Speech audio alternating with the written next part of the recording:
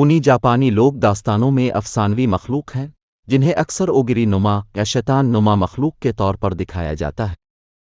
लफ्ज़ ओगोइनाई का तर्जमा अंग्रेज़ी में डीमन अगोगर के लिए किया जा सकता है। कहा जाता है कि वो रूह के दायरे में रहते हैं और आम तौर पर बुराई, अफरातफरी और सज़ा जैसे मनफी पहलुओं से मुंसलिक होते हैं। ऊनी की इब्तिदा कदीम जापानी अफसानों और बुद्ध मत के अकायद से की जा सकती है। कुछ अफसानों के मुताबिक ऊनी असल में इंसानी रूहें थीं जिन्हें मौत के बाद उनके बुरे कामों के लिए अंडरवर्ल्ड में भेज दिया गया था।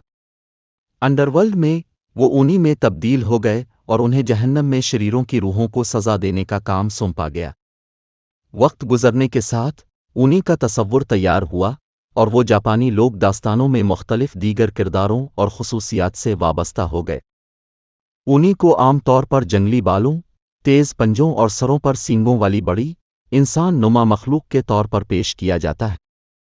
उन्हें अक्सर शेर की खाल के लिंगोटे पहने और बड़े कलब्बों या लोहे से जुड़े कलब्बों को ले जाते हुए दिखाया जाता है, जिसे कहा जाता है। उनकी जिल्द का रंग मुख्तलिफ हो सकता है, लेकिन उन्हें आम तौर पर सुर्ख या नीली जिल्द के साथ दिखाया जाता है। ऊनी अपनी बेपनाह ताकत और खौफनाक शक्ल के लिए मशहूर है। उन्हें अक्सर बदकिरदार मखलूक के तौर पर दिखाया जाता है जो इंसानों को नुकसान पहुंचाने और अफरातफरी फैलाने में खुश होते हैं। कुछ कहानियों में उन्हें चालबाजों के तौर पर पेश किया गया है जो बेशक इंसानों पर मजाक खेलकर लुत्फ अंदोज होते हैं। उनकी खौफनाक शोहरत के बावजूद ऊनी को बाज़ औक़ात जापानी लोक दास्तानों में ज़्यादा नफीस रोशनी में दिखाया जाता है। कुछ कहानियों में उन्हें इज्जत और फ़र्ज़ का एहसास दिखाया गया है और उन्हें कुदरती दुनिया के मुहाफ़िज़ाबाज़ जगहों के मुहाफ़िज़ों के तौर पर भी दिखाया जा सकता है। मजमूई तौर पर ऊनी जापानी लोक दास्तानों और सक़ाफ़त में एक अहम किरदार अदा करता है जो तारीख़ भर में मुख्तलिफ अफ़सानों और अदब और आर्ट के कामों में ज़ाहिर होता है। वो जदीद जापानी मीडिया में एक मकबूल मौजू बने हुए हैं, बशमूल एनामे, मैंगा और वीडियो गेम्स। ऊनी जापानी लोक दास्तानों की अफसानवी मखलूक हैं जिन्हें अक्सर सींगों, तेज़ पंजों और जंगली बालों वाले ओगिरी नुमा मखलूक के तौर पर दिखाया जाता है। ये ख्याल किया जाता है कि वो पहाड़ों में रहते हैं और मुख्तलिफ कुदरती आफात, बीमारियों और दीगर बदकिस्मतियों से वाबस्ता है। ऊनी आम तौर पर बदकिरदार हस्तियों के तौर पर पेश किया गया है, लेकिन कुछ कहानियों में उन्हें मुहाफ़िज़ तब्दीली के काबिल मखलूक के तौर पर दिखाया गया है। जापानी लोक दास्तानों में ऊनी को आम तौर पर सुर्ख या नीली जल्द, तेज़ दांतों और जंगली बालों वाली बड़ी इंसान नुमा मखलूक के तौर पर दिखाया गया है। वो अक्सर कलब या दूसरे हथियार। ऊनी को अक्सर बुरी रूहों के तौर पर पेश किया जाता है जो इंसानों को नुकसान पहुंचाने में खुश होती है। उन्हें बाज़ औक़ात बच्चों के अगवा करने वाले या जहन्नम में गुनहगारों को अज़ाब देने वाले के तौर पर दिखाया जाता है। ऊनी का ताल्लुक़ मुख्तलिफ कुदरती मुज़ाहिर जैसे तूफ़ान, ज़लज़ले और बीमारियों से होता है। ये भी ख्याल किया जाता है कि वो बदकारों को बाद की ज़िंदगी में सज़ा देने के लिए ज़िम्मेदार है। ऊनी जापानी त्योहारों जैसे सिट्सोबोन में एक आम मौजू है, जहाँ लोग ऊनी समेत बुरी रूहों को अपने घरों से भगाने के लिए फलियाँ फेंकते हैं। उन्हें मुख्तलिफ शक्लों में दिखाया गया है। पूरी तारीख़ में जापानी फ़न और अदब, बशमूल पेंटिंग्स, मुजस्समे और काव्यिकी थिएटर, असली जापानी मीडिया में ऊनी एनामे, मांगा और वीडियो गेम्स में एक मकबूल शक्ल है। उन्हें अक्सर माफ़ौक़ अलफ़ितरत सलाहियतों के साथ ताकतवर शैतानी मखलूक के तौर पर दिखाया जाता है जो कि विलन के तौर पर ज़ाहिर होते हैं या एंटी हीरोज़। मिसालों में ए अनुयाशा के नाराको और यू यू हाकुशो के क्रामा जैसे किरदार शामिल हैं।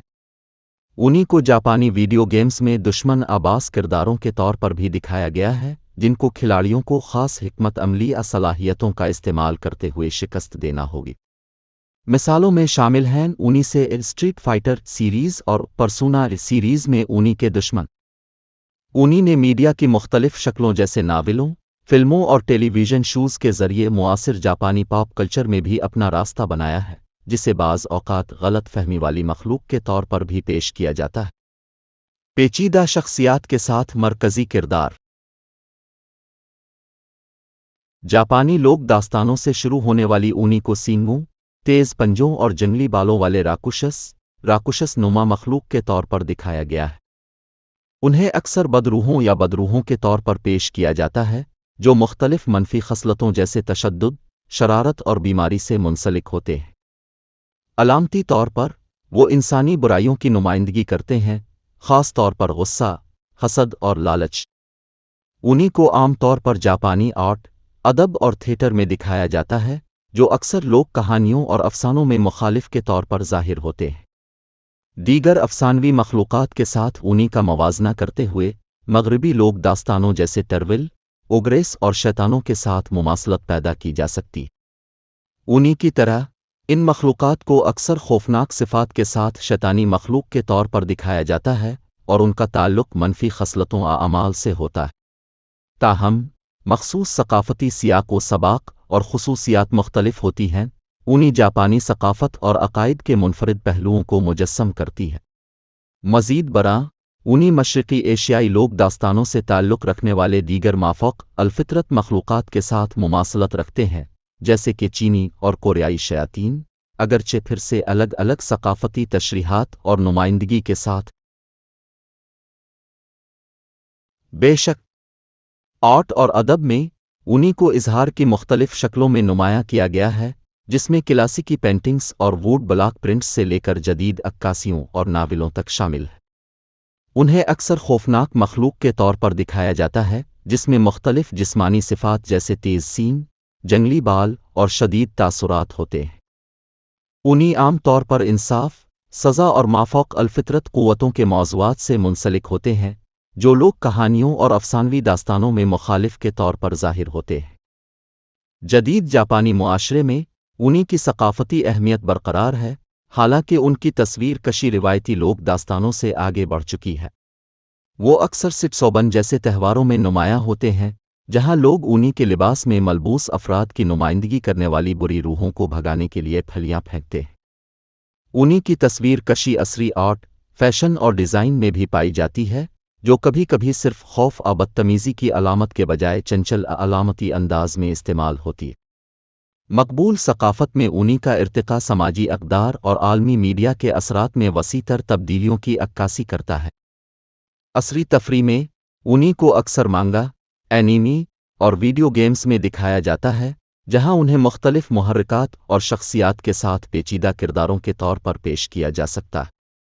کچھ حکایات حتیٰ کہ انہی کے تئیں نجات ہمدردی کے موضوعات کو بھی دریافت کرتی ہیں، ان کے بارے میں روایتی تصورات کو خالصتاً بری ہستیوں کے طور پر چیلنج کرتی ہیں۔ مجموعی طور پر مقبول ثقافت میں انہی کا ارتقاء لوک داستانوں کی متحرک نوعیت اور روایت اور افسانہ کے عناصر کو برقرار رکھتے ہوئے بدلتے ہوئے سماجی سیاق و سباق کے مطابق ڈھالنے کی اس کی صلاحیت کو ظاہر کرتا ہے۔